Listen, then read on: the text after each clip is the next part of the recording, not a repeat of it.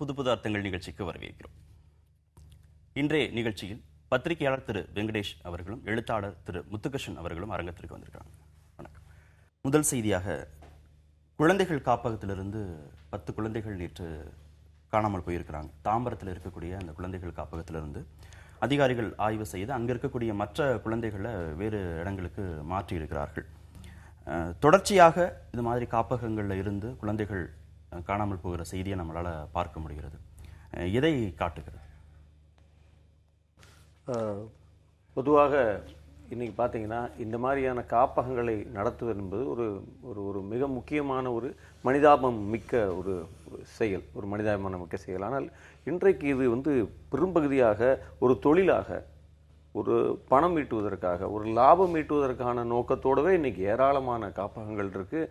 வெளிநாட்டு நிதிகளுடன், உள்நாட்டு நிதிகளுடன் பல்வேறு வகையாக இன்றைக்கி இந்த காப்பகங்களுக்கெல்லாம் பார்த்தீங்கன்னா பிரதானமான பத்திரிகைகள் எல்லாம் பெரும் விளம்பரங்கள் தினசரி பத்திரிகைகள்லையும் வார பத்திரிகைகளையும் வந்துட்டு இருக்கு. இது ஏறக்குறைய ஒரு தொழிலாக நடந்து கொண்டிருக்கிறது. அதனால் இதன் மீது ஒரு தீவிரமான கண்காணிப்பு என்பது மக்கள் சமூகம் அல்லது அரசின் கண்காணிப்பு தேவை.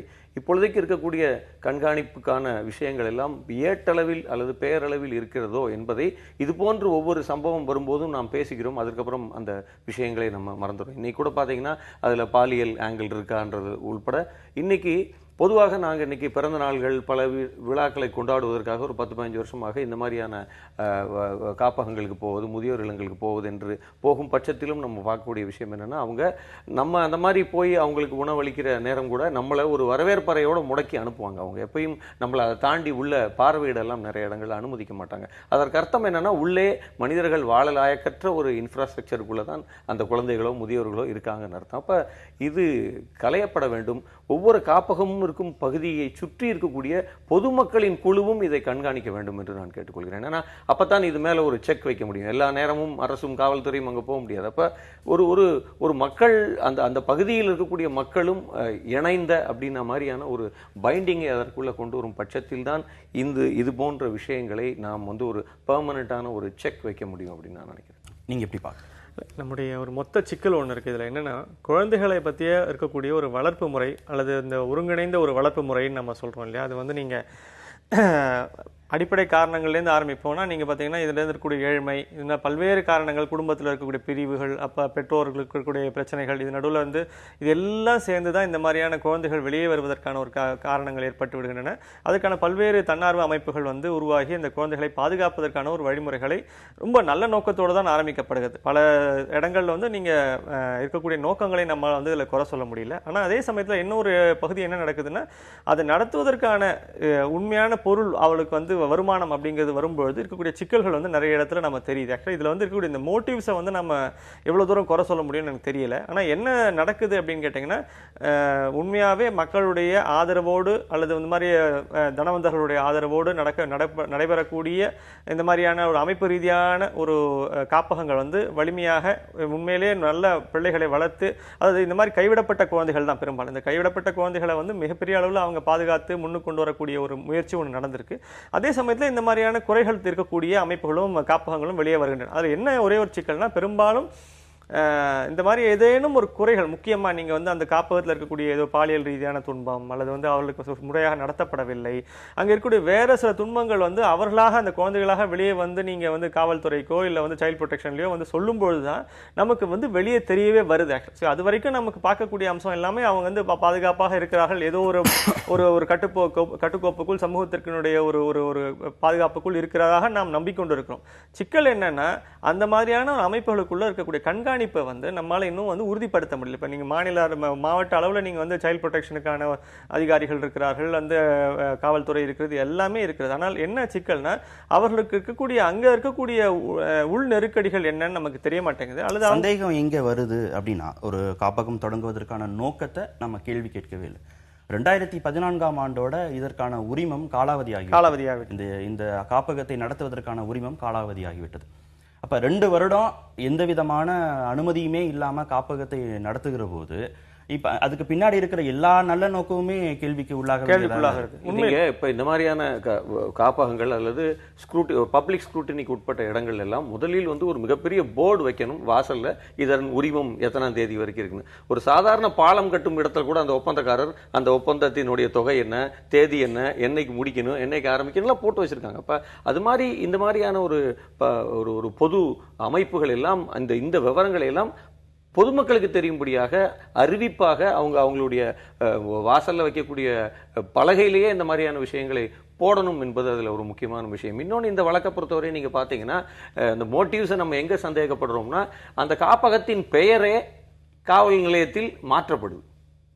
அந்த காப்பகத்தின் பெயரையே அவங்க வந்து உதவும் உள்ளம்ல இருந்து உதவும் இல்லம்னு ஒரு எஃப்ஐஆர்ல மாத்துறாங்க. அப்ப நமக்கு இந்த இடத்துல காவல்துறை கிட்ட போய் இந்த குழந்தைகள் முறையிட போற இடம் கூட எவ்வளோ பாழ்பட்டு கிடக்கு, அல்லது எப்படி தொடர்ச்சியாக அதிகாரிகள், அதாவது அதிகார வர்க்கம் அல்லது பண பலம் படைத்த ஒருவர் இந்த சிஸ்டத்துக்குள்ள எதை வேணாலும் செய்யலாம் என்பதைத்தான் அதுவும் காட்டுது. அப்ப ஒரு எஃப்ஐஆர்லயே அங்க காப்பாற்றுவதற்கான வேலையை தொடங்குது. யாரு? குழந்தையை காப்பாத்தல, நிறுவனத்தை காப்பாத்த. அங்கதான் நமக்கு இந்த நிறுவனங்களினுடைய கள்ளக்கூட்டும், இந்த நிறுவனங்கள் இந்த சமூகத்தில் செலுத்தக்கூடிய செல்வாக்கும் எத்தகையது என்பதிலிருந்து தான் நாம் இந்த விஷயங்களை கேள்வி. சைல்டு வெல்ஃபேர் கமிட்டி அதிகாரி என்ன சொல்றாருன்னா, ஆய்வு நடத்தியாச்சு, வழக்கும் பதிவு செஞ்சாச்சு, ஆனா மேற்கொண்டு விசாரணை நடத்துவதற்கு காவல்துறை எங்க கிட்ட இருந்து எந்த விதமான டீட்டெயிலையும் கேட்கவே இல்லை, நாங்க நீதிமன்றத்தை அணுக வேண்டிய ஒரு சூழல்ல இருக்கிறதாக அவங்க சொல்றாங்க. 10 குழந்தைகள் காணாம போயிருக்கிறாங்க அப்படிங்கிறது அவ்வளவு எளிதாக கடந்து செல்லக்கூடிய ஒரு செய்தி இல்லைங்கிற போது காவல்துறை இதுல எந்த அளவுக்கு முனைப்பு காட்டுறாங்க. இப்ப அவர் சொல்ற அடுத்த குற்றச்சாட்டு பெயர் மாற்றம் நடக்கிறது போது இதுல இருக்கக்கூடிய அனைத்து பின்னணிகளையுமே சந்தேகப்பட வேண்டியதாக தானே இருக்கு. இல்லை, நீங்க சொல்றது எல்லாமே சந்தேகங்கள் வந்து எழுப்பக்கூடிய அம்சங்களை தான் வந்து இந்த செய்தி காமிக்குது. ஆனா என்னன்னா, நீங்க காவல்துறை ஒவ்வொரு விஷயத்திலையும் இந்த மாதிரி இந்த கூருணர்வுன்னு நம்ம சொல்றோம், இந்த சென்சிட்டிவிட்டி, எந்த விஷயத்தை முதல்ல எடுத்துக்கணும், என்னதுக்கு கவனம் செலுத்தணும், என்ன விதமான ஒரு உடனடி ஆய்வு எது தேவை, எதற்கு வந்து மேல் விசாரணை உடனடி தேவை, இந்த மாதிரியான அம்சங்களை வந்து இந்த கூருணர்வு சம்பந்தப்பட்ட விஷயம். நீங்க காவல்துறைக்கு வந்து இப்ப இந்த மாதிரியான குழந்தைகள் காணும் அப்படிங்கிறது எவ்வளவு பெரிய ஒரு சீரியஸான ஒரு பிரச்சனை அப்படிங்கிறது அவர்கள் எவ்வளவு தூரம் அந்த சம்பந்தப்பட்ட காவல்துறை காவல் நிலைய ஆய்வாளர்கள் வந்து புரிந்து கொண்டிருக்கிறார்கள், அதை மேலெடுத்து செல்கிறார்கள் அப்படிங்கிறது ஒரு பிரச்சனை. அந்த அவர்களுடைய ஒரு கவனத்துக்குள்ளேயே அது வரமாட்டேங்குதோங்கிற ஒரு தயக்கம் ஒன்று இருக்கு. அப்ப நம்ம இந்த மாதிரியான மீடியா தான் நீங்க திருப்பி நம்ம எடுத்து பேச வேண்டியதா இருக்கு. இது நீங்க பாருங்க, கண்ணெதில் ஒரு குழந்தை 10 குழந்தைகள் காணாம போயிருக்கு, நீங்க எடுத்து பேச வேண்டியது, எடுத்து நீங்க வந்து ஆய்வு செய்ய வேண்டியது அவசியம்னு நம்ம வலியுறுத்த வேண்டிய தேவை ஒன்று இருக்கு. இதுல காவல்துறைங்கிறது சம்பவம் நடந்த பிறகு ஒரு குற்றச்சாட்டு பதிவு செய்யப்பட்ட பிறகு வரக்கூடிய ஒரு நிறுவனம். ஆனா 2014 இருந்து இந்த நிறுவனம் அனுமதியை புதுப்பிக்கல அப்படின்னு எந்த துறை அதிகாரிகளுமே இதை கவனிக்கவே இல்லையா? அப்ப எத்தனை காப்பகங்கள் இங்க இருக்கு, அத்தனை காப்பகங்கள்ல எத்தனை குழந்தைகள் இருக்கிறாங்கிற அந்த எந்த டேட்டா பேஸுமே அரசாங்க அதிகாரிகள்ட்ட இல்லையா? இல்ல, நம்ம கிட்ட இருக்கக்கூடிய கல்ச்சர் என்னன்னா, ஒரு பேருந்து மக்களோட போய் ஒரு கிணத்துக்குள்ள விழுந்த பிறகுதான் எல்லா கிணத்துக்குமே வேலி போட ஆரம்பிப்போம். இதுதான் நம்ம அரசாங்கத்தினுடைய செயல்பாட்டு தன்மை. இந்த விஷயத்திலையும் அப்படித்தான். இப்ப இதற்கு அப்புறம் தான் இதை விவாதிக்க ஆரம்பிப்போம் அப்படின்னு நான் நினைக்கிறேன். இன்னொரு விஷயம் நான் என்ன சொல்லணும்னு நினைக்கிறேன், கூருணர்வை பொறுத்தவரை சட்டத்துக்கு உட்பட்ட ஒரு வேண்டிய கூருணர்வுன்னு ஒன்று இருக்கு. ஆனால் காவல்துறை எப்பயுமே மேலதிகமான கூருணர்வோடு தான் இருக்குன்னு நான் நினைக்கிறேன். அவங்க அதிகபட்சம், ஏன்னா அவங்களுக்கு இதுல சரி எது தவறு எது, யார் காப்பாற்றப்பட வேண்டும், யார் பழி போடப்பட வேண்டும், எல்லாத்துலயுமே அவங்களுக்கு அதிகபட்சமான ஒரு அலர்ட்னஸ் இருக்கு. அது தேவையில்லை, அவங்க சட்டத்துக்கு உட்பட்ட ஒரு அலர்ட்னஸோட இருந்தா போதும் அப்படின்னு நான் நினைக்கிறேன். நீங்க ஆரம்பத்துல பேசும்போது சொன்னீங்க, குழந்தைகள் காப்பகங்களை தொடங்கும் போது நல்ல நோக்கத்தோட தான் தொடங்குறாங்க அப்படின்னு. அதுலேயே சில முரண்பாடான சில சந்தேகங்கள் ஆட்டோமேட்டிக்காவே எழுது.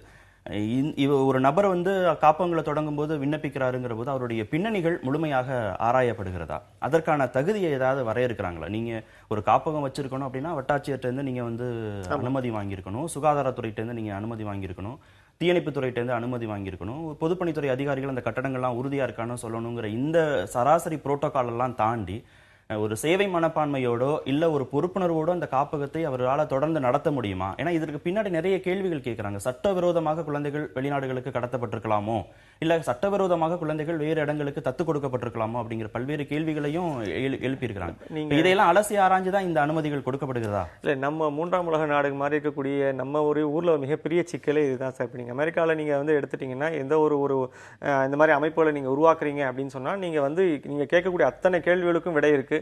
அத்தனை கேள்விகளுக்கும் பின்னணி அந்த தனிநபர் பற்றி இருக்கக்கூடிய கேள்விகளுக்கும் அவருடைய தகுதி தரத்துக்கும் அவருடைய உண்மையான ஒரு ஈடுபாட்டுக்குமான கேள்விகள் இருக்கு, அதற்கான பதில்கள் இருக்கின்றன. ஆனால் நம்ம ஊர்ல என்ன பெரிய சிக்கல் அப்படின்னு கேட்டிங்கன்னா, இந்த மாதிரியான அமைப்புகளின் தேவை வந்து மிக பெருமளவு இருக்கும்பொழுது நீங்க இந்த மாதிரியான ஸ்க்ரூட்டினி வந்து மிகப்பெரிய அளவில் ஒரு ஆழமான அளவில் அது நடப்பது கிடையாது. அப்போ என்ன நடக்குது, நம்ம ஒரு பேரளவுக்காவது ஒரு நிறுவனம் இருக்கிறது, அந்த நிறுவனத்தில் இத்தனை குழந்தைகளை வைத்து காப்பாற்ற முடியும், அவர்களுக்கான ஒரு உண்மையாகவே வந்து அந்த இடத்துல இருக்கக்கூடிய அவர்களுக்கு போதிய வசதி வாய்ப்புகள் இருக்கின்றது, அது செய்ய முடியுமா, செய்ய முடியும், அவர்களுக்கான கட்டிடம் இருக்கிறதா, இருக்குது. இந்த மாதிரியான பிசிக்கல் ஆஸ்பெக்ட்ஸ் மட்டும்தான் நம்மளால வந்து இங்க உறுதி செய்யப்பட முடியுமே தவிர, அதுக்கு அப்பாற்பட்டு அந்த தனிநபருடைய அந்த அமைப்பினுடைய உள்நோக்கம் என்ன, அந்த அமைப்பினுடைய வளம் என்ன, அவருடைய எண்ணம் என்ன, அவருடைய கடந்த கால பின்னணி என்ன, இது அத்தனையுமே நம்மால வந்து இங்கே முழுமையாக அலசி ஆராயப்பட்டு அதன் பின்னால் அவர்களுக்கு அனுமதி வழங்கப்படுகிறதா என்ற கேள்வி கேட்டீங்கன்னா, அந்த மாதிரியான ஒரு ஒரு என்ன சொல்றது, ஒரு அந்த இடத்துக்கான போறதுக்கான ஒரு இடமே நம்மகிட்ட இல்லை. என்ன பிரச்சனைனா, நம்ம வந்து இங்க உருவாகக்கூடிய இந்த மாதிரியான ஒரு கைவிடப்பட்ட குழந்தைகளுடைய எண்ணிக்கை வந்து மிக பெருமளவு இருக்கும்போது நீங்க எல்லாவரும் ஏதேனும் ஒரு வகையில் அவர்களுக்கான ஒரு குறைந்தபட்ச பாதுகாப்பை ஏற்படுத்த வேண்டும் ஒரு எண்ணத்தில் இந்த மாதிரியான அமைப்புகளை நாம் வந்து அனுமதிக்கிறோம். நம்முடைய சிக்கலும் ஒன்று இருக்கு, அரசு தரப்பு சிக்கலும் ஒன்று இருக்கு. இதனால ரெண்டு பக்கமே வந்து இது வந்து ஒரு பெரிய ஒரு முழுமையற்ற ஒரு கண்காணிப்பு முழுமையற்றதாக இருக்கிறது. இந்த பக்கம் இருக்கக்கூடிய நோக்கத்தை பற்றிருக்கக்கூடிய குறைபாடுகளும் நிச்சயமாக அதிலும் வந்து கேள்விகளுக்கான எல்லா வாய்ப்புகளும் அங்கேயும் இருக்கிறது. பொருளாதார ரீதியாக சமூக ரீதியாக ஏதோ ஒரு விதத்தில் கைவிடப்பட்ட குழந்தைகளை தான் இந்த மாதிரி காப்பகங்களை வைத்து பராமரிக்கிறாங்க. இப்போ இந்த மாதிரியான குழந்தைகளை பராமரிக்கிறதுல அதுக்கான அனுமதி கொடுக்கிற அரசு இயந்திரம், அதை தொடர்ந்து கண்காணிக்கக்கூடிய அடுத்த அதிகாரிகள், இல்லை சம்பவம் நடந்த பிறகு ஏதேனும் பிரச்சனை நடந்த பிறகு கண்காணிக்கக்கூடிய காவல்துறை அதிகாரிகள், இல்லை இந்த காப்பகத்தையே நடத்தக்கூடிய அலுவலர்கள், வெளியில இருந்து பார்க்கக்கூடிய பொதுமக்கள், இவங்க எல்லோருமே ரொம்ப ஒரு கவனக்குறைவாக இந்த குழந்தைகளை கண்காணிக்கிறதுல ரொம்பவும் விலகி போய் நின்று பார்க்குறாங்களோ அப்படின்னு தோணுது. இல்லை, ரெண்டு பிரச்சனை இருக்கு. என்னன்னா, நீங்க ஒட்டுமொத்தமாகவே நம்ம சமூகத்துக்குள்ள ஒரு மைண்ட் செட் இருக்கு. என்னன்னா, நீங்க தொண்டுனாலே நீங்க ஏதோ ஒரு வள்ளலாக கொடுப்பவராகவும் அதை பெறுபவர் கீழே இருந்து உங்களை பார்த்துக்கிட்டு இருக்க மாதிரியான இந்த முதல்ல தொண்டு என்பதே சமாதையான ஒரு இடம் இல்லை. அப்ப நம்ம அவங்கள கீழாகத்தான் பார்க்கிறோம், அவர்கள் பெறுபவர்களாகத்தான் இருக்கார்கள். பெரும்பகுதியாக அவர் சொன்னது போல் இன்னைக்கு இந்தியாவில் மூன்றாம் உலக நாடுகளிலும் இந்தியாவிலும் இருக்கக்கூடிய ஏழ்மையும் பல்வேறு விதமான காரணிகள். இன்னைக்கு இங்கே எழுத்தறிவின்மை, ஏழ்மை, வேலையில்லா திண்டாட்டம்னு 100 காரணங்கள் இருக்கு. குடும்பங்கள் செதறவும், இது போன்ற குழந்தைகளின் எண்ணிக்கை பெருகி வருவதும். இன்னொரு செய்தியை நான் இந்த இடத்துல நினைவுபடுத்தணும் விரும்புகிறேன். நேற்றைய செய்தி என்னன்னா, உலகத்திலேயே அதிகபட்சமான குழந்தை கொத்தடிமைகள் இந்தியாவில் தான் இருக்காங்க. ஏறக்குறைய 1.8 மில்லியன், ஒரு 18 லட்சம் குழந்தைகள் இந்த சமூகத்தில் கொத்தடிமைகளாக இந்த சர்க்கிட்டுக்குள்ளே வராம வெளியில சுரங்கங்கள்லையும் செங்கல் சூளைகள்லையும் பல்வேறு இடங்கள்லையும் வேலை செஞ்சுக்கிட்டு இருக்காங்க. அதெல்லாம் அரசாங்க புள்ளி விவரங்களா இருக்கே தவிர அதில் எந்த தலையீடையும் நம்மளால கொண்டு வர முடியல. அந்த எண்ணிக்கையை மட்டும் அறிவித்துக் கொண்டே இருக்கும். அப்ப இங்கே இவ்வளவு பெரிய ஒரு குழந்தைகளுக்கான ஒரு பரப்பு இருக்கு.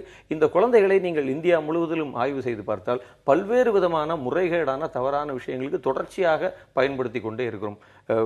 ஐரோப்பிய டூரிஸ்டுகள் குழந்தைகளோட பாலியல் உறவு வைத்துக் கொள்வதற்காக வருவதிலிருந்து இந்த குழந்தைகள் ஒரு 150 விதமான வேலைகளுக்கு பயன்படுத்தப்பட்டு கொண்டே இருக்கிறார்கள். அப்படியான ஒரு சூழலில் இந்த காப்பகங்களினுடைய வேலை என்பது, இந்த காப்பகங்கள் செய்யக்கூடிய வேலை என்பது ஒரு மிக முக்கியமான ஒரு வேலை தான். அப்ப நீங்க சரியா இருப்பீங்கிற நம்பிக்கை அடிப்படையில தான் அனுமதி கொடுக்கப்படுகிறது. இல்ல, அதுல இன்னொரு சரியா இல்லைன்னா நீங்க சரியா இருங்கன்னு தொடர்ந்து அறிவுறுத்திட்டே இருக்க வேண்டியது இல்லையா? நடவடிக்கை எடுக்கக்கூடிய எல்லா அதிகாரமும் அரசு கிட்ட இருக்கிற போதும் அதை ரத்து பண்ணிடலாம். அது அவங்க இப்ப அவர் சொன்னபடி என்னன்னா, ஒரு காப்பகத்தை தொடங்கும் போது அதற்கான அனுமதி கொடுப்பதற்கான விதிமுறைகள் மட்டுமல்ல, அந்த காப்பகத்தை தொடங்கிய பிறகும் தொடர்ச்சியாக அந்த கண்காணிப்பு, அதன் மீதான கண்காணிப்பு என்பது என்னது, இது ஒரு மிகப்பெரிய லாபமான தொழிலாக நடத்தப்பட்டா கூட அதை ரத்து செய்யப்படணும் தான் சொல்றேன். முறையாக அந்த குழந்தைகளுக்கான வசதிகள் செய்து தரப்படுதா, கல்வி தரப்படுதா, சுகாதாரமான இடம் தரப்படுதா என்பது தொடங்கி அங்க வந்து சைக்காட்ரிஸ்டுகள், மனநல மருத்துவர்கள், பல்வேறு துறையினருக்கான வேலை இருக்கு, சுகாதாரத்துறைக்கான வேலை இருக்கு, எல்லாருக்குமான வேலை இருக்கு. ஆனால் நமக்கு இங்கே இவைகளை எல்லாம் பரிசீலிக்க வேண்டிய ஒரு 1, 2, 3, 4, 5, 6 இருக்கக்கூடிய கட்டமைப்பு எல்லாம், அரசு என்கிற கட்டமைப்பு வேலை செய்யாத ஒரு வெத்து அமைப்பாக பல நேரங்கள் இருக்கு. அதற்கான உதாரணம் என்பது இந்த காப்பகத்தை வந்து சுகாதாரத்துறை பார்வையிடணும்னு நம்ம வேண்டுறோம். ஆனா அதே நேரத்தில் இன்னைக்கு ஒரு கோயம்பேடுலையும் மதுரை மாட்டுத்தாவணிலையும் இருக்கக்கூடிய ஒரு பொது கழிப்பிடம் எவ்வாறு கிடக்குன்னு நமக்கு தெரியும். அப்ப சுகாதாரத்துறையினுடைய லட்சணம் 10,000 பேர் போற இடத்துலயே எப்படி இருக்குன்னு நமக்கு தெரியும். அப்ப இன்னைக்கு நம்மளுடைய ஜனநாயகத்தில் இந்த சிஸ்டத்தை ஒரு ஒர்க்கிங் சிஸ்டமாக எப்படி மாற்றுவது என்கிற ஒரு பெரும் விவாதத்தையும் அதை ஒர்க்கிங் சிஸ்டமாக மாற்றுவதற்கான பெரும் போராட்டத்தை பொதுமக்கள் தான் முன்னெடுக்க வேண்டும். பெற்றோர், நண்பர்கள், உறவினர்கள் எல்லாராலையும் கண்காணிக்கப்பட்டு கல்வியில இருந்து பொருளாதார நிலையிலிருந்து எல்லா விதத்திலையும் நல்ல விதமாக இருக்கக்கூடிய குழந்தைகளை பாதுகாக்கிறதே இப்போ ரொம்ப சவாலான விஷயமாகி போய்விட்ட சூழல்ல எந்த விதமான ஆதரவும் இல்லாம இந்த காப்பகங்களை மட்டுமே நம்பி, அரசு இயந்திரங்களை மட்டுமே நம்பி, காவல்துறை மட்டுமே நம்பி வரக்கூடிய அந்த குழந்தைகளோட அந்த நிலையை பாதுகாக்க வேண்டிய பொறுப்பு எங்கிருந்து தொடங்குது? எந்த அளவுக்கு இது இன்னும் நகரணும்? இல்லை, இதனுடைய அடிப்படை நீங்கள் யோசிச்சு பார்த்தீங்கன்னா நம்முடைய ஏழ்மை தான் அடிப்படை. இந்த ஏழ்மை நீங்கள் ஏழ்மையும் அதனால் ஏற்படக்கூடிய குடும்பத்தில் ஏற்படக்கூடிய சிதறல்களும் தான் மிக முக்கியமான ஒரு காரணம். சமுதாய ரீதியாக, குடும்ப ரீதியாக ஏற்படக்கூடிய பல்வேறு விதமான குழப்பங்களும் சிதறல்களும் தான் இந்த மாதிரியான ஒரு ஆதரவற்ற குழந்தைகளை உருவாவதற்கான அடிப்படை காரணிகளாக இருக்கு. அப்போ நம்ம சமூகத்தினுடைய முக்கியமாக நம்ம தீர்க்க வேண்டிய பிரச்சனை என்ன? இங்கே இருக்கக்கூடிய ஏழ்மையை தீர்க்க வேண்டும், இங்கே இருக்கக்கூடிய இந்த மனச்சிக்கல்களை தீர்க்க வேண்டும், பெற்றோர்களுக்கு இடையே இருக்கக்கூடிய குழப்பங்களை தீர்க்க வேண்டும். அப்போ நம்ம பெரிய லார்ஜர் இஷ்யூக்குள்ள போறோம். நம்ம குழந்தைகள் என்பது இந்த நாள் ஏற்படக்கூடிய பாதிப்பினால் வெளியே வரக்கூடிய குழந்தைகள். ஆக்சுவலா உண்மையான பிரச்சனை வேற எங்கேயோ இருக்கு. வேற அதுல ஏழ்மையில இருக்கு, குடும்ப உறவுகளுக்குள்ள இருக்கக்கூடிய சிக்கல்கள் இருக்கு, அவங்களுடைய ஏற்படக்கூடிய பிரிவினைகள்ல இருக்கு. இதைத்தான் நம்ம பெரிய அளவுல சமூகம் கவனிக்க வேண்டிய அம்சங்கள் என்ன. மாற்று கருத்து இல்ல, ஆனா அதை போக்குவதற்கான அந்த டியூரேஷன்ங்கிறது ரொம்ப அதிகம். இங்க அந்த எத்தனை குழந்தைகள் இருக்கிறாங்களோ அத்தனை குழந்தைகளுக்கு தேவையான எல்லா வசதிகளையும் செஞ்சு கொடுக்கறதுக்கு எங்கேயோ இருந்த நிதி வருகிற போது இந்த சிஸ்டத்தையும் இன்னும் கொலாப்ஸ் பண்றது அப்படிங்கிறது இன்னும் அந்த நிலைமையை மோசமாக்க தானே செய்யும். இல்ல சார், நீங்க இந்தியாவில் பாத்தீங்கன்னா மிகப்பெரிய ஒரே சிக்கல், நீங்க ஒரு தனி மனிதன் வேலை வாய்ப்பு இருக்க, வேலை வாய்ப்பு இல்ல, குழந்தை வேலை வாழறது, இது எல்லாத்துக்குமே எந்த விதமான சோஷியல் செக்யூரிட்டிங்க நீங்க கிடையாது. மிகப்பெரிய சிக்கலே நமக்கு சோஷியல் செக்யூரிட்டி இல்லாத போது குழந்தைகளுக்கு இன்னும் அதனுடைய பாதிப்பு மிக மிக அதிகம். இப்ப நீங்க இந்த தனியார் அமைப்புகளை சார்ந்திருக்க வேண்டிய தேவை ஏன் ஏற்படுகிறது? ஏனென்றால் அரசு அமைப்பினால் இந்த சோஷியல் செக்யூரிட்டி தர முடியல. அப்படிங்கும்போது இந்த சோஷியல் செக்யூரிட்டி அரசினால் ஏற்படுத்த முடியாத காரணம் இங்க இருக்கக்கூடிய மக்கள் தொகை எண்ணிக்கை, நம்முடைய பொருளாதார வளமின்மை. இதுதான் மிகப்பெரிய சிக்கல். இதுக்கு அப்பாற்பட்டு நீங்க இந்த இருக்கக்கூடிய வாய்ப்புகளுக்குள்ள நல்ல அமைப்புகளாக பார்த்து நம்ம இந்த குழந்தைகளை மாற்றணும், அல்லது அரசு அமைப்புள்ள அரசனுடைய காப்பகங்களுக்குள்ள இந்த குழந்தைகளை கொண்டு போய் சேர்க்கணும். அப்போ எவ்வளவு தூரம் நம்மளால அரசுகளுக்கு கொடுக்கக்கூடிய ஒரு காப்பகங்களை நம்ம வளமா வைத்துக் கொள்ள முடியும் அப்படிங்கிறது ஒரு லெவல். இன்னொன்னு, அதே மாதிரி ஏற்கனவே புகழ்பெற்று பெருமளவு நல்ல ஒரு வசதி வாய்ப்புகளை ஏற்படுத்தி தந்திருக்கக்கூடிய பெரும் அளவில் இருக்கக்கூடிய இந்த காப்பகங்களிடம் இந்த சிறிய காப்பகங்களுடைய ஒரு கண்காணிப்பு பொறுப்பையாவது அவரிடமாவது ஒப்படைக்க வேண்டும். ஏதோ ஒரு லெவல்ல ஒரு அத்தாரிட்டி மாதிரி ஒன்று கிரியேட் பண்ண வேண்டிய ஒரு அவசியம் இருக்கு. அப்ப பெரிய அமைப்புகள் மத்தியில் இந்த சின்ன சின்ன அமைப்புகளையாவது குறைஞ்சபட்சம் நீங்க அவங்களோட ஒருங்கிணைத்து நீங்க வேலை செய்யுங்கன்னு சொல்லலாம். ஏன்னா இதுல பல பேருக்கு எவ்வளவு தூரம் உண்மையிலே திறமை இருக்குது, நடத்துவதற்கான போதிய வளம் இருக்கிறது என்றும் தெரியவில்லை. இதெல்லாமே ஒரு அமைப்புகள் பெருசா சின்னதாங்கிறத தாண்டி அவங்களுடைய நோக்கம் சரியாக இருக்கு. இன்னைக்கு திண்டுக்கல் அருகில் இருக்கக்கூடிய காந்திகிராம் பல்கலைக்கழகத்துக்கு உட்பட்டு ஒரு ஹோம் இருக்கு. அது இன்னைக்கு தமிழ்நாட்டினுடைய ஒரு முன்மாதிரியான ஒரு காப்பகம் என்று நான் சொல்வேன். பல முறை அங்க நாங்க போய் வந்திருக்கோம், அந்த குழந்தைகளோட தொடர்பில் இருக்கோம். அது ஏராளமான மருத்துவர்களை, என்ஜினியர்களை, பல்வேறு இந்த சமூகத்தில் பொறுப்புமிக்க பிரஜைகளை உருவாக்கிய ஒரு இடமாக இருக்கு. அவங்க எல்லாம் இன்னைக்கு அந்த இடத்துக்கு வந்து போயிட்டு இருக்காங்க. ஒரு பெரிய அனுபவம் கிடைக்குது அந்த இடத்துக்கு போனா. அப்ப இதுல என்னன்னா, அரசு இல்ல, நடத்துறவர் பொறுப்பானவராக இருந்தால் இது எதுவுமே தேவையில்லைன்ற ஒரு இடமும் அதுக்குள்ள பார்க்க முடியும். இந்தியாவில் பள்ளி கல்லூரிகளை விட வழிபாட்டு தலங்களுடைய எண்ணிக்கை அதிகம் அப்படின்னு ஒரு செய்தி இருக்கு. மக்கள் தொகை கணக்கெடுப்பு புள்ளி விவரத்துல இது தெரிய வந்திருக்கு. இது வெறும் செய்தியாக கடந்து போயிடலாமா, இல்லை இது இன்னொரு செய்தியை சொல்லுது அப்படின்னு புரிஞ்சுக்கலாமா?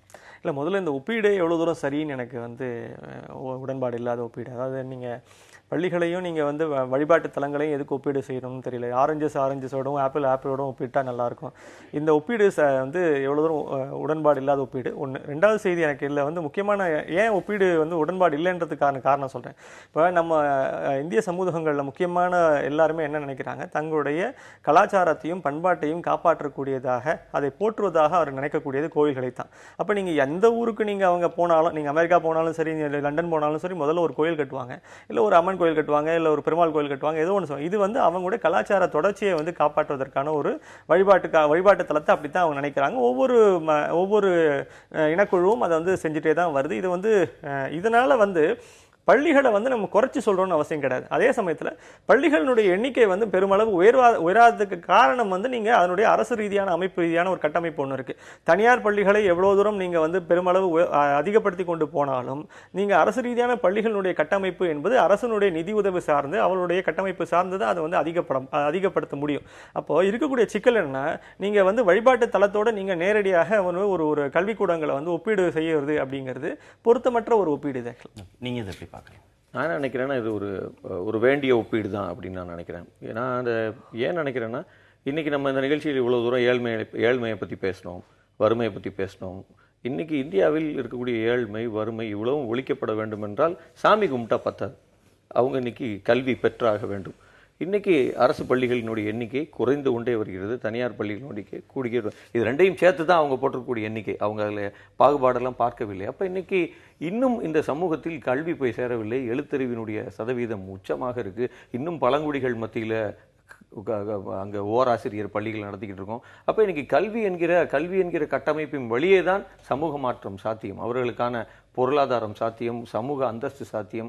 இங்கே ஒரு சமூகத்தில் ஒரு மாற்றம் வர வேண்டும் என்றால் இன்னைக்கு ப்ரையாரிட்டியாக நாம் பள்ளிகளை தொடங்கியாக வேண்டிய அல்லது கல்வியை பரவலாக்க வேண்டிய ஒரு விஷயம் இருக்கு. இன்னொரு புறம் இந்த ஒப்பீடை நான் எப்படி பார்க்குறேன்னா, இன்னைக்கு இந்தியாவை போன்று ஏறக்குறைய 25 கோடி பேர் வீடற்றவர்கள் இந்தியாவில் இருக்காங்க. பிளாட்பாரத்தில் வசிக்கிறாங்க, ரோட்டோரங்களில் வசிக்கிறாங்க. இன்னைக்கு சென்னை போன்ற பெருநகரங்களில் அதை நீங்கள் பம்பாய் அகமதாபாத்தில் பார்க்கலாம். அப்போ வீடற்றவர்கள் இருக்கக்கூடிய, தெருவில் வசிக்கக்கூடிய மக்கள் இருக்கக்கூடிய ஒரு சமூகத்தில் கோவில்களினுடைய எண்ணிக்கை கூடிக்கொண்டே போகிறது என்பது ஒரு ஆய்வுக்கு உரிய விஷயம்தான். அப்புறம் ஏற்கனவே நான் சொன்னது போல இன்னைக்கு நீங்கள் பல வழிபாட்டு தலங்களினுடைய வரவு செலவுகளை எடுத்து பார்த்தா அதெல்லாம் இன்னைக்கு கம்பெனி ஆக்ட் கீழே கொண்டு வர வேண்டிய இடத்துக்கு போயிட்டு இருக்கோம்னு நான் நினைக்கிறேன். இப்போ இன்னைக்கு இந்த சமூகத்தில் சமூக மாற்றத்திற்கான, ஏழ்மையை ஒழிப்பதற்கான விஷயம் எது தேவையோ அதை தான் இன்னைக்கு செய்யணும். நான் சமீபத்தில் இலங்கை பயணம் போயிருந்தப்போ அங்கே இருக்கக்கூடிய வடபகுதிக்கு போனப்போ அங்கே போரினால் கை கால் இழந்தவர்கள், 2 கால்களை இழந்தவர்கள், 2 கைகளை இழந்தவர்கள்னு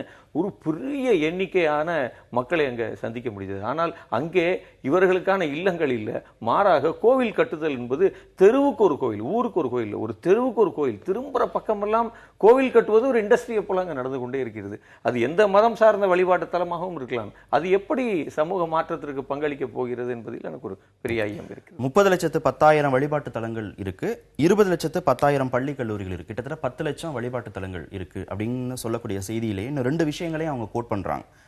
நகரங்களில் குடியேறக்கூடிய பல்வேறு சமுதாய மக்கள் தங்களுடைய அடையாளம் தனித்துவத்தை நிலைநாட்ட அவங்க கோயில் கட்டுறாங்கிறது ஒரு செய்தி.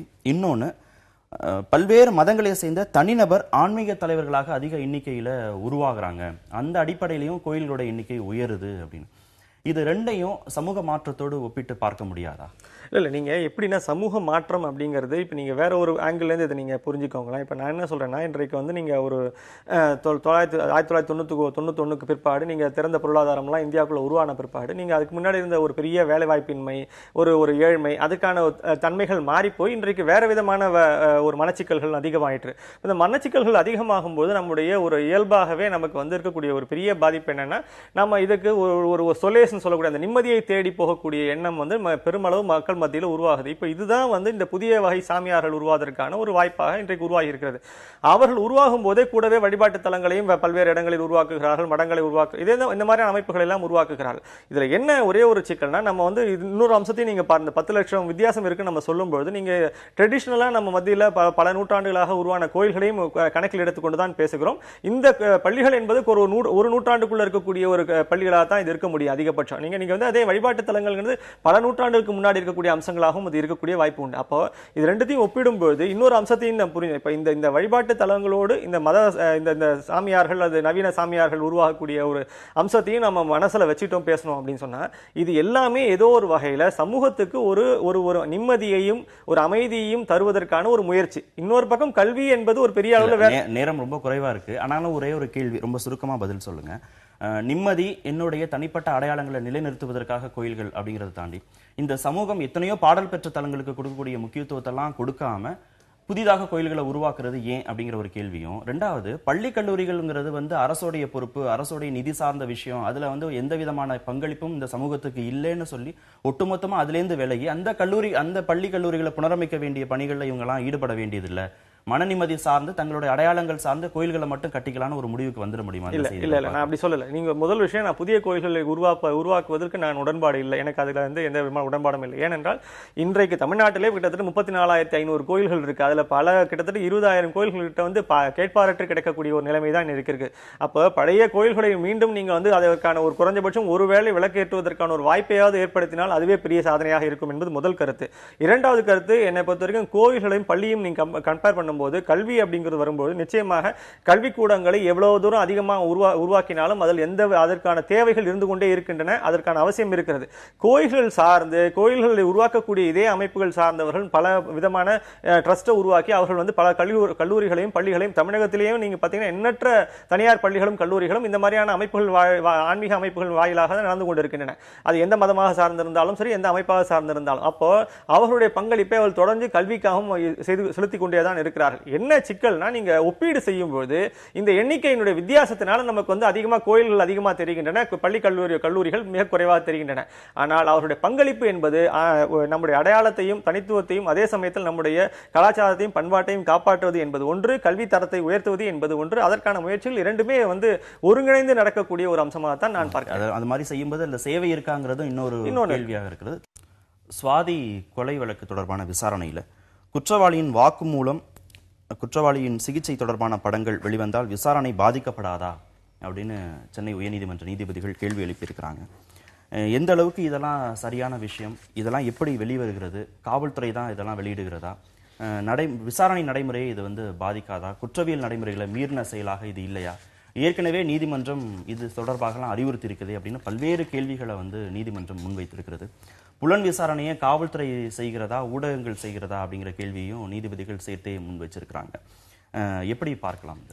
இது வந்து சார் இன்னைக்கு இருக்கக்கூடிய மிகப்பெரிய ஒரு சிக்கல். இது ஆக்சுவலாக என்னன்னா, ஒரு பக்கம் நீங்கள் மக்களுக்கு செய்தி சொல்லியாக வேண்டும். இது வந்து காவல்துறைக்கும் ஒரு பொறுப்பு இருக்கிறது. நடந்து வந்தக்கூடிய முன்னேற்றங்களை தொடர்ச்சியாக அவர்கள் வந்து மக்களுக்கு தெரிவிக்க வேண்டிய ஒரு கட்டாயம் ஒன்று ஏற்பட்டிருக்கிறது. அதே சமயத்தில் ஊடகங்களும் தொடர்ச்சியாக இதை பின்பற்றி அவர்களுக்கான செய்தியை வழங்க வேண்டிய ஒரு அவசியம் ஒன்று ஏற்பட்டிருக்கிறது. அப்போ இதற்கு இதே ஒரு நடுவில் வந்து நீங்கள் அவர்களுடைய தொடர்பின் மூலமாக கிடைக்கக்கூடிய செய்திகளை பத்திரிகைகள் வெளியிடுகின்றன. பத்திரிகைகளும் சில இடங்களில் தாங்களாக முன் வந்து சில செய்திகளை பெற்று அவர்களும் வந்து தொடர்ச்சியாக பத்திரிகைகள் வெளியிடுகிறார்கள். இதில் என்னன்னா, இது இன்னொரு ஃபிளிப் சைடு பார்க்கணும். ஆக்சுவலாக அன்னைக்கு காவல்துறை ஆணையர் வந்து பேசும்போது எங்களை கொஞ்சம் விசாரணை பண்ண அனுமதிங்களேன் அப்படிங்கிற அளவுக்கு அவர் வந்து, நீங்க எல்லா கேள்விகளும் இன்னைக்கே கேட்ட எப்படி நான் என்ன பதில் சொல்ல போறேன், நீங்க வந்து கொஞ்சம் விசாரணை செய்ய அனுமதிங்க அப்படிங்கிற அளவுக்கு அவருக்கு கேட்டார் அன்னைக்கு அவருடைய பத்திரிகையாளர் சந்திப்புல. இது ரெண்டுமே வந்து தேவையா இருக்கு. ஒரு பக்கம் வந்து விசாரணை நடைபெறுவதற்கான ஒரு குறைஞ்சபட்ச ஸ்பேஸ் ஒன்று நீங்க காவல்துறைக்கு வழங்கப்பட வேண்டும். அவர்கள் அதை வந்து எந்த விதமான பாதிப்புகளும் இல்லாமல், எந்த விதமான அழுத்தங்களும் இல்லாமல் தாங்கள் சுதந்திரமாக அவருடைய ஒரு செய்ய வேண்டும். அதே சமயத்தில் ஊடகங்களுக்கும் ஊடகங்களுக்கு தெரிவிப்பது என்றால் மக்களுக்கு தெரிவிப்பது. அப்ப மக்களுக்கு தெரிவிக்கக்கூடிய கடமையும் அவர்களுக்கு இருக்கிற காரணத்தினால் அவர்கள் வந்து அந்த செய்திகளும். அதுலயே எனக்கு ஒரு கேள்வி இருக்கு. நீங்க காவல்துறை வந்து ஒரு விஷயத்த சொல்லணும், ஊடகங்கள் மூலமாக பொதுமக்களுக்கு சொல்லணும்னா ஒரு அறிக்கையை நீங்க வெளியிட்டு போயிடலாம். நீங்க ஒரு செய்தியாளர் சந்திப்புக்கு ஏற்பாடு பண்ணுகிற போது செய்தியாளர்கள் கேள்வியே கேட்கக்கூடாது அப்படின்னு நீங்க எந்த விதமான நிர்பந்தமும் படுத்த முடியாது. செய்தியாளர்கள் கேள்வி கேட்கறதுக்கு தான் அங்க வர்றாங்க. நீங்க தகவல் சொல்லணும், குற்றவாளியை பிடிச்சாச்சு, மேற்கொண்டு விசாரணை நடைபெற்று இருக்கிறதுங்கிறது நீங்க 10 வரியில நீங்க கொடுத்துட்டு போயிடலாம். அதை ஊடகங்கள் வந்து கேரி பண்ணிப்பாங்க. செய்தியாளர் சந்திப்பு ஏற்பாடு செய்த பிறகு இல்ல தொடர்ச்சியாக கேள்விகள் கேட்கிற பிறகு நாங்க வந்து விசாரணை பண்ணணும், தயவு செய்து இதுக்கு அனுமதிங்கன்னு சொல்லுகிறத எப்படி புரிஞ்சுக்கிறது? ஆமாங்க. இப்ப நீங்க வந்து இன்னைக்கு சமூகத்தில் ஏற்பட்டிருக்க பிரஷர் என்னன்னா, நீங்க வெறும் ஒரு 2 பக்க அறிக்கை, அன்றைக்கும் அந்த 2 பேருக்கு அறிக்கை வந்து கமிஷனர் கொடுத்தாரு. அந்த அறிக்கையோட நாம வந்து திருப்தி அடைய போவதில்லை. மேலும் கூடுதலான செய்திகளுக்காக நாம வந்து தொடர்ச்சியாக நம்ம பிரஷர் பண்றோம். நிச்சயமா அவர் வந்து ஒரு பிரஸ் மீட் அவருக்கு அனுமதிக்கிறார், பிரஸ் மீட்ல பேசுறாரு. அப்ப என்னன்னா, நம்முடைய ஒரே ஒரு இதுல சிக்கல் எங்க வருதுன்னா, நம்முடைய மக்களுடைய ஆர்வத்தையும் தேவையும் அதே சமயத்துல நீதிமன்றத்தினுடைய ஒரு கட்டுப்பாடுகளையும், இதே இன்னொரு பக்கம் விசாரணைக்கான எல்லைகளையும் வந்து ஒவ்வொன்றையும் வந்து இன்னைக்கு ஒரு மாதிரி ஒரு ஓவர்லேப் ஆயிருக்கு. இப்ப இது நடுவுல தான் நீங்க எல்லாருமே இயங்க வேண்டிய கட்டாயம் இருக்கு. இப்ப இந்த நீதிபதிகள் கேட்கக்கூடிய கேள்விகள் மிக நியாயமானவை. அப்ப நீங்க இந்த செய்திகள் எல்லாம் நீங்க வெளியிட்ட பிற்பாடு என்ன விதமான ஒரு முழுமையாக அல்லது சுதந்திரமாக உங்களால் செயல்பட முடியும்னு ஒரு கேள்வி கேட்கிறார். அப்போ இந்த காவல்துறை என்பது 2 பக்கமும் உண்மையிலேயே வந்து மத்தளம் மாதிரி நீங்க வந்து மீடியால இருந்தும் இவர்கள் வந்து நிச்சயமாக நீங்க செய்தி சொல்லவில்லைன்னு நாம் அவரையும் குறை சொல்ல போறோம், நீதிமன்றத்துக்கும் இப்போ பதில் சொல்ல வேண்டிய கட்டாயத்துக்கு அவர்கள் ஆட்படுகிறார்கள். இப்போ இதுல இருக்கக்கூடிய ஒரே ஒரு அம்சம் என்னன்னா, நாம வந்து அவர்கள் அமைதியாக இருக்கிறான்னு வச்சுக்கோங்க, காவல்துறை அமைதியாக இருக்கிறார்கள், அவர்கள் பதில் சொல்லவில்லைன்னா அதையும் நாம தான் குறை சொல்ல போறோம். இப்போ இதுதான் இதுல இருக்கக்கூடிய ஒரு பெரிய ஒரு சிக்கல் என்னன்னா, கடைசியாக நாம வந்து என்ன நினைக்கிறோம் அப்படின்னா, மக்கள்கிட்ட நம்ம கொண்டு போய் சேர்க்கக்கூடிய செய்தி இருக்கு பாருங்க, அங்கதான் சிக்கல் வருது. அப்ப என்ன செய்திகளை காவல்துறை வழங்க வேண்டும், அந்த செய்திகளில் எந்த விஷயங்களை நாம் வந்து மக்களிடம் கொண்டு போய் சேர்க்க வேண்டும் அப்படிங்கிற பொறுப்புணர்வு சார்ந்து ஒவ்வொரு விஷயத்தையும் அணுகும் பொழுது நீதிமன்றத்துடைய இந்த கேள்விகளுக்கு ஒரு நியாயம் ஏற்படும். நீங்க எப்படி பார்க்குறீங்க நீதிமன்றத்தின் கேள்விகளை? நீதிமன்றத்தின் கேள்வி நியாயமான கேள்வி என்று தான் பார்க்கிறேன். இன்னொரு பக்கம் நான் பார்க்கிறேன், இந்த பிரேக்கிங் நியூஸ் கல்ச்சர் என்று இன்று செய்தி வழங்குறதுல புலனாய்வு பத்திரிகைகள் தொடங்க காட்சி ஊடகங்கள் வரை அனைவரும் நிமிடத்துக்கு நிமிடம் ஒரு புது செய்தியை கொடுக்கணும்ன்ற ஆவல் இருக்கு இல்லையா, அது ஒரு மிகப்பெரிய கரப்ட் சிஸ்டத்தை உருவாக்கிக்கிட்டு இருக்குன்னு நான் நினைக்கிறேன். இன்னைக்கு உதாரணத்துக்கு இந்த வழக்கில் பார்த்தீங்கன்னா, அவர் கழுத்திலிருந்து அறுத்து கொண்ட படம் யாரால் வெளியிட்டிருக்க முடியும்? அந்த படத்தை அவர் ராம்குமார் என்பவர் தன் கழுத்தை அறுத்து கொண்டார் மீனாட்சிபுரத்துலன்னு ஒரு படம் வருது. இந்த படம் அந்த ஊரின் ஒட்டுமொத்த மின்சாரத்தை தடை செய்து ஊரை ரவுண்ட் அப் பண்ணி உள்ள போன காவல்துறையை தவிர வேற யாரால தர முடியும்? இப்போ காவல்துறை பத்திரிகையாளர்களை கூட்டு உள்ள போனாங்களா? இல்லை. அப்ப இந்த வழக்கின் மோஸ்ட் சென்சிட்டிவான தகவல்களை எல்லாம் காவல்துறை தான் வெளியிட்டிருக்கு ஏதோ ஒரு வகையாக. உதாரணத்துக்கு இந்த நுங்கம்பாக்கத்தை சுற்றி இருந்த சிசிடிவி கேமராவின் காட்சிகள் ஆய்வு செய்யப்படுதுன்றாங்க. 10 நிமிஷத்துல பார்த்தா அந்த படமெல்லாம் வாட்ஸ்அப்ல வந்துகிட்டு. இது எப்படி இந்த நெட்வொர்க் உருவானது? இல்ல காவல்துறையில் இருக்கவங்க எல்லாம் பத்திரிகையாளர்களாக மாறிட்டாங்களான்னு ஒரு பெரிய டவுட் இருக்கு இந்த இடத்துல. அப்ப சென்சிட்டிவான இந்த வழக்கு தொடர்பான மிக காத்திரமான மிக முக்கியமான புள்ளிகளை எல்லாம் உடனுக்குடன் இப்படி அம்பலப்படுத்துவது என்பதே இந்த வழக்கை பலவீனப்படுத்தத்தான் செய்யும். இன்னொரு பக்கம் இவையெல்லாம் நூற்றுக்கணக்கான வதந்திகளை கிளப்புவதற்கான ஆதாரமாகவும் பின்னால அமைது. இந்த வதந்திகள் எல்லாம் ஏறக்குறைய இந்த சமூகத்துக்குள்ள ஒரு மிகப்பெரிய ஒரு அசௌகரியத்தை, ஒரு மனசஞ்சலத்தை, அது விதவிதமான கதைகளை, அது தேவையில்லாது. சமூக வலைத்தளங்கள்ல இருந்து பொதுமக்கள் தொடங்கி அரசியல் கட்சிகள் தொடங்கி பல்வேறு அழுத்தங்கள் காவல்துறைக்கு இருக்குது.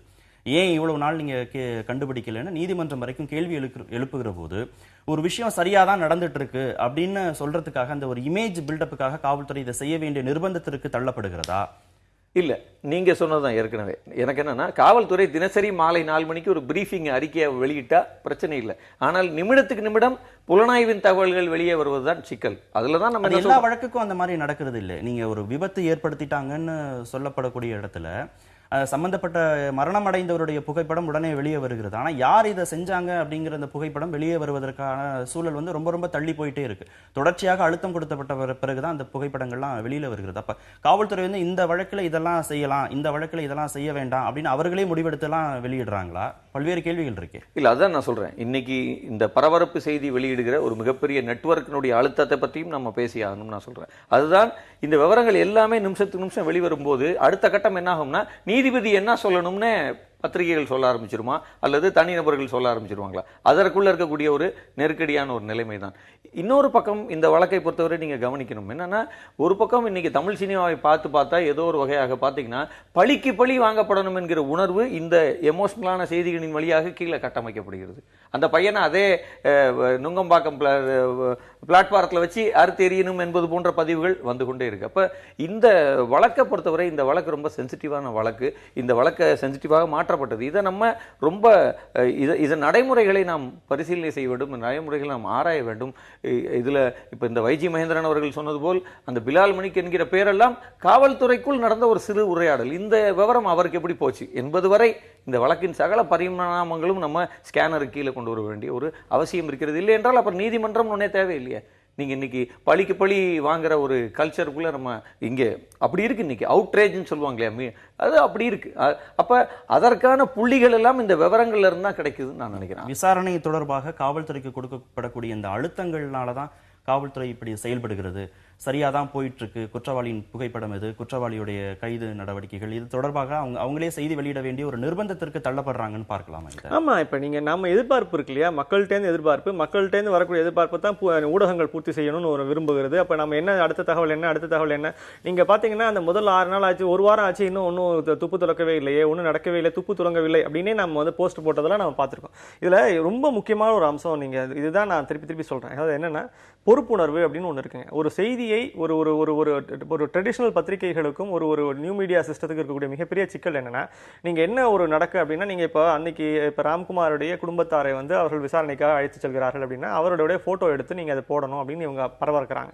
இப்போ நீங்க அதுக்கும் என்ன சம்பந்தம், ராம்குமாருக்கு இருக்கக்கூடிய சம்பந்தத்துக்கும் அந்த குடும்பத்துக்கும் என்ன சம்பந்தம், எதுக்கு அவங்க பேரை போடணும்? இப்போ இதெல்லாம் நம்ம யோசிச்சு தான் செய்வோம். அப்போ நீங்க இதெல்லாம் வந்து ட்ரெடிஷனல் மீடியால இந்த பெயர்களை நம்ம இப்போ இன்னைக்கு வரைக்கும் நம்ம இந்த நிர்பயான்னு தான் பேசி சொல்லிட்டு இருக்கோமே தவிர அந்த பொண்ணு பேரை நம்ம ரொம்ப காலம் வெளியே சொல்லவே இல்லை. அப்போ இந்த மாதிரியான ஒரு பாதிப்புகள் இருக்கக்கூடிய இடங்கள்ல ஒரு ஊடகங்கள் பின்பற்ற வேண்டிய அறம் என்பது மிக மிக மிக அதிகமானது. என்ன செய்தியை சொல்ல வேண்டும், யார் புகைப்படங்களை வெளியிட வேண்டும், என்ன பெயர்களை வெளியிட வேண்டும். ஏன்னா நம்ம அவருடைய எதிர்காலத்தினுடைய ஒரு ஒரு எதிர்காலத்தில் நம்ம பாதிப்பு ஏற்படுத்தக்கூடிய அம்சங்களை நம்ம செய்து கொண்டிருக்கிறோம் என்ற ஒரு பொறுப்புணர்வு மிக மிக அதிகம். ஆனால் என்ன நடந்தது என்றால், இந்த செய்தி வந்த உடனேவே படிப்படிப்படியா எல்லாருடைய பெயர்கள், எல்லாருடைய புகைப்படங்களும் வெளியிட வேண்டும், அவர்களுடைய ரியாக்ஷன்ஸை வெளியிடணும். இப்படி இறங்க ஆரம்பிக்கும் பொழுது நம்மை அறியாமலே நாம் அந்த அறத்தை தொலைத்து விடுகிறோம். நம்மை அறியாமலே நாம் அவருடைய தனிமனித சுதந்திரத்திற்குள் தலையிடுகிறோம். அவருடைய எதிர்காலத்தை நாம் குறை சொல்கிறோம். இதுதான் மிகப்பெரிய ஒரு சிக்கல். இதுல ராம்குமார் என்ற நபரை நாம் தனியாக வைத்துக்கொண்டு பேசுவதும், அவர் குடும்பத்தையும் அவருடைய மொத்த சமூகத்தையும் வைத்துக்கொண்டு அவரை நாம் தவறாக சித்தரிக்க ஆரம்பிப்பது என்பதுமே, இப்ப நீங்க ஒரு மீனாட்சிபுரம் ஊரை சொல்றாங்க, மீனாட்சிபுரம்னா உடனே அதுக்கு வேற ஒரு கனெக்டேஷன்லாம் வருது, அப்ப வேற ஒரு அர்த்தங்கள்லாம் சொல்லப்படுகிறது. அப்ப இதெல்லாமே வந்து நம்முடைய அனுமானங்கள்ல ஏற்படக்கூடிய தவறு, நம்ம அறத்தை மதிக்காமல் அதுல இருந்து பிழறுகிறோம் என்ற ஒரு அம்சம் தான் இதுல முக்கியமா இருக்கு. சொல்கிறவர் தவறாக இதை பார்க்கிறதா, இல்ல புரிந்து கொள்கிறவர் தவறாக இதை பார்க்கிறதா? நீதிமன்றம் வந்து கேள்வி கேட்குது. 2 மணி நேரமா அந்த உடல் அங்க இருக்கு, யாருமே மூடல, அந்த குறைந்தபட்ச கண்ணியம் கூட இல்லையான உரிமையோடு அங்க இருக்கக்கூடிய பொதுமக்கள் தொடங்கி ரயில் பயணிகள் தொடங்கி காவல்துறை வரைக்கும் கேள்வி கேட்கிறாங்க. ஏதாவது ஆதாரங்கள் இருக்கா, நீங்க புகைப்படம் எடுத்திருக்கிறீங்களா, தயவு செய்து அதை கொடுங்கன்னு காவல்துறை தரப்புல இருந்து 10க்கும் மேற்பட்ட தொலைபேசி எண்கள் கொடுக்கப்படுகிறது.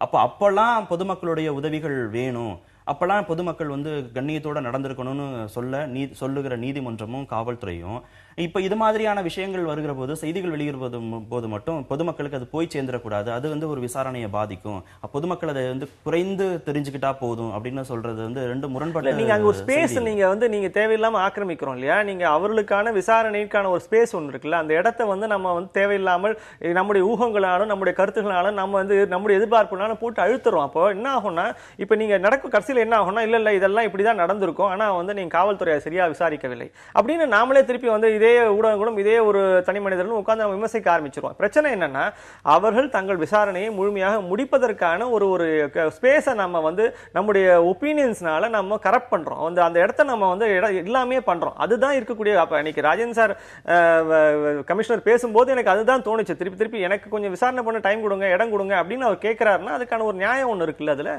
பொதுமக்களுடைய மனநிலையை தானே ஊடகங்கள் பிரதிபலிக்கிறாங்க, பொதுமக்களுடைய உணர்வுகளை தானே ஊடகங்கள் பிரதிபலிக்கிறாங்க. பொதுமக்கள்ல இருந்து காவல்துறையும் தனியா ஒரு பிரிச்சு அது ஒரு தனி என்டிட்டி, ஊடகங்கள் ஒரு தனி என்டிட்டி, நீதிமன்றம் ஒரு தனி என்டிட்டி அப்படின்னு தான் பார்க்க வேண்டியதாக இருக்கிறதா இங்க? இல்ல, அப்படி பொதுமக்களினுடைய உணர்வுகள் எல்லாம் பிரதிபலிக்கவே இல்லை அப்படின்னு தான் சொல்லணும். இந்த செய்திக்குள்ளேயும் சரி, எந்த செய்திக்குள்ளேயும் சரி, நீங்க பாத்தீங்கன்னா ஒரு கிளாஸ் இன்ட்ரெஸ்ட், ஒரு வர்க்க நலன் என்பது எப்பொழுதுமே ஒளிந்து கொண்டே இருக்கிறது. இப்போ ராம்குமாரோடைய குடும்பத்தாரின் படங்களை காட்டுவதற்கு நம்ம எந்த கூச்சமும் இல்லை. ஆனால் அதே வேளையில் ஒரு மிகப்பெரிய தொழிலதிபரின் மகள் ஒரு எஸ்யூவியை கொண்டு போய் ஒரு ஆளை ஏற்றி கொண்டு அந்த படங்களை அவ்வளோ ஈஸியாக ஊடகங்கள் வெளியிட தயாராகவே இல்லை. நீங்கள் ஒரு அம்பானியோட பையன் வந்து பம்பாயில் குடிபோதையில் ஒரு மிகப்பெரிய ஆக்சிடென்ட்டை செஞ்சாருன்னா அது பற்றிய செய்தியை ஒரு பத்திரிகையும் இந்தியாவில் வெளியிட தயாராகவே இல்லை. அப்போ என்ன, பத்திரிகைகளுக்கு தெரியாதா? பத்திரிகைகளின் விவரமா இல்லை? அப்போ பத்திரிகைகள் மிக தெளிவாக இருக்கு. பத்திரிகைகளுக்கு வர்க்க நலன் இருக்கு. யார் செய்தியை வெளியிட வேண்டும், யார் செய்தியை வெளியிடக்கூடாது. இந்த நாட்டில் வந்து எந்த மரியாதையும் இல்லாமல் இருக்கக்கூடிய விளிம்பு நிலை மக்களை பத்தி எதை வேணாலும் வெளியிடலாம். ஏனென்றால் அவர்களுக்கு குரல் இல்லை. அவர்களின் சார்பாக ஈமச்சடங்குக்கு கூட காசு இல்லை அப்படின்னு சொன்னது கூட ஊடகங்கள் தான். இதுவரைக்கும் புகைப்படங்கள் வெளிவரல அப்படின்னு சொன்னதும் ஊடகங்கள் தான். வழக்கு பதிவு செய்யலன்னு சொன்னதும் ஊடகங்கள் தான். தனியார் மருத்துவமனைக்கு கொண்டு போயிருக்கிறாங்க, அரசு மருத்துவமனைக்கு கொண்டு போகாம அவர் மது அருந்தி இருக்கிறாரா இல்லையா அந்த பெண் அப்படின்னு பரிசோதனை பண்றாங்கன்னு சொன்னதும் ஊடகங்கள் தான். ஒட்டுமொத்தமா எல்லா ஊடகங்கள் மீதும் இதை வந்து இவங்க இப்படிதான் செய்யறாங்க, ஒரு வர்க்க சிந்தனையோட தான் ஊடகங்கள் செயல்படுறாங்கன்னு சொல்ல முடியாது. அதுல இருக்கக்கூடிய அனைத்து பின்னணி தகவல்களையும் கொண்டுட்டு வந்ததும் ஊடகங்கள் தான். ஒத்துக்க தானே வேண்டும். ஊடகங்கள் தான் கொண்டு வந்தாங்க. ஆனால் அதுல ஒவ்வொன்றிலையுமே ஒரு அளவுகோல் இருக்கு அப்படின்றத நான் சொல்ல வரேன். அதுக்கு ஒரு அளவுகோலோடு தான் அது செயல்படுகிறது என்பதை நான் சொல்லி வரேன். அது இந்த வழக்கை போல ஒரு பட்டவர்த்தனமாக இல்லை. அதுக்கு கொஞ்சம் அதை உடைக்க வேண்டியது இருக்கு. அது இன்னைக்கு சோசியல் மீடியா பிரஷர்ல தான் அது உடைப்பட்டது. அப்ப அவ்வளவு பெரிய அழுத்தத்தை கொடுத்தான் ஒரு அணைக்கட்டை உடைக்க வேண்டியது இருக்கு. அது உடனடியாக அது உள் அழுத்தத்தினால் அது உடைபடுவது இல்லை அப்படின்ற ஒரு நல்ல சூழல் ஏற்பட்டிருக்குன்னு நான் சொல்றேன். வேற ஒரு வகையா இன்னைக்கு சோசியல் மீடியா சமூகங்களையும் ஒரு ப்ரெஷரை கொடுக்க முடியுது அப்படின்னு நான் சொல்றேன். இன்னொரு பக்கம் இதுக்கு முந்தி பேசினதுல எனக்கு பொதுமக்கள் இதுல 10 எண்கள் கொடுத்தும் வரலைன்னா பிரச்சனை என்னன்னா, இன்னைக்கு இந்தியாவை போன்ற ஒரு சிக்கலான சட்ட நடைமுறைகளும் ஒரு பயஸோட இருக்கக்கூடிய ஸ்ட்ரக்சர்ஸ், அரசு கட்டுமானங்களும் பொதுமக்களுக்கு ஒரு நம்பிக்கை எப்படி வரும்? ஒருத்தர் இது வீடியோவே எடுத்திருந்தாலும் அவர் குடும்பமோ யாருமே சம்மதிக்க மாட்டாங்க. ஏனென்றால் இது ஒரு நல்ல காரியம் செய்ய அவர் முன் வருகிறார். ஆனால் அது நல்ல காரியமாக அல்ல. அவருக்கு இது அடுத்த 2 ஆண்டுகள், ஓராண்டு அல்லது இந்த வழக்கு முடியும் வரை அவர் நிம்மதியை இழப்பவராக, அவர் சகலத்தையும் இழப்பவராக மாற்றப்படுவார். அப்ப நமக்கு நீங்க சமீப காலம் வரை தெரியும் உங்களுக்கு, ஒரு ஆக்சிடென்ட் நடந்தால் அந்த அடிபட்டவரை தனியார் மருத்துவமனைக்கு கொண்டு போக முடியாது. அதுவே இப்பதான் சாத்தியப்படுத்தியிருக்கோம் உடைச்சி. அப்ப அதுபோல் இது போன்ற வழக்குகளில் உடனடியாக சாட்சியங்களை அளிப்பவர்களுக்கு நாம் என்ன அந்தஸ்தை கொடுக்க போறோம், அல்லது அவர்களை எவ்வளவு தூரம் பாதுகாக்க போறோம், அவர்களுடைய பாதுகாப்பு தொடங்கி எல்லாத்துக்கும் அரசு பொறுப்பாக, காவல்துறை பொறுப்பாக இருக்கிற அப்ப இந்த நம்பிக்கை அரசுக்கும் ஸ்ட்ரக்சர் இந்த அரசாங்கத்துக்கும் பொதுமக்களுக்குமான ஒரு நம்பிக்கையான புள்ளி ஏற்படவில்லை என்று தான் நான் நினைக்கிறேன். அப்ப நிகழ்ச்சியோட இறுதி பகுதியில் இருக்கும், நேரம் ரொம்ப குறைவா இருக்கு. உங்களோட நிறைவு கருத்து சொல்லுங்க. காவல்துறை தொடங்கி ஊடகங்கள் தொடங்கி சமூக வலைத்தளங்களை இயங்குகிறவர்கள் எல்லோருமே ஒரு பாரபட்சமற்ற முறையில் ஒவ்வொரு வழக்குக்கும் வேறு வேறு விதமான வினைகளை, எதிர்வினைகளை செயலாற்றாங்க அப்படிங்கிற அந்த கருத்தை நம்ம இப்படி பார்க்கலாம். இல்லை, நீங்கள் அந்த வேறு வேறு வினைகள், எதிர்வினைகள் அப்படிங்கிறது நீங்கள் தொடர்ச்சியாக பல்வேறு பின்னணி நலன்கள்லேருந்து தான் வரக்கூடிய ஒரு பிரச்சனை இருக்குது. அது ஒரு பகுதி. முக்கியமான பகுதி இப்போ நீங்கள் ஒரு நீதிமன்றம் சொல்லக்கூடிய முக்கியமான செய்தி, இந்த பாதிப்புகள் எல்லாம் இல்லாமல் நீங்கள் இந்த விசாரணையை தொடர்ந்து நடத்த வேண்டும் அப்படின்னு ஒரு ஆலோசனை ஒன்றும் அவர்கள் தங்களுடைய கருத்தாக தெரிவிக்கிறாங்க. இதுதான் முக்கியமானது. அதாவது என்னன்னா, அவங்களுக்கான ஸ்பேஸை நாம அந்தந்த இடத்துல நம்ம வரையறுத்து நின்று கொண்டு வேண்டும். நாம ஒரு செய்தியாளர்களாக நிற்கும் பொழுது நமக்கு போலீஸ் துறையும் நீதிமன்றமும் தரக்கூடிய செய்திகள் என்னவோ அந்த செய்திகளை பற்றி வைத்துக் கொண்டு பேசுவது, அதன் மேல் இருக்கக்கூடிய கருத்துக்களை பேசுவது என்பதுதான் சரியான அணுகுமுறையா இருக்குமே தவிர, நாம வழக்கு விசாரணையை பாதிக்கக்கூடிய அல்லது அதனுடைய திசை திருப்பக்கூடிய அம்சங்களை பேசாமல் இருப்பதும், அந்த கருத்துக்களை தெரிவிக்காமல் இருப்பதும் தான் நமக்கான அறமாக இருக்க முடியும். நிகழ்ச்சியில் பங்கேற்ற இருவருக்கும் மிக்க நன்றி. நேயர்களை மற்றொரு நிகழ்ச்சியில் சந்திக்கலாம். நன்றி.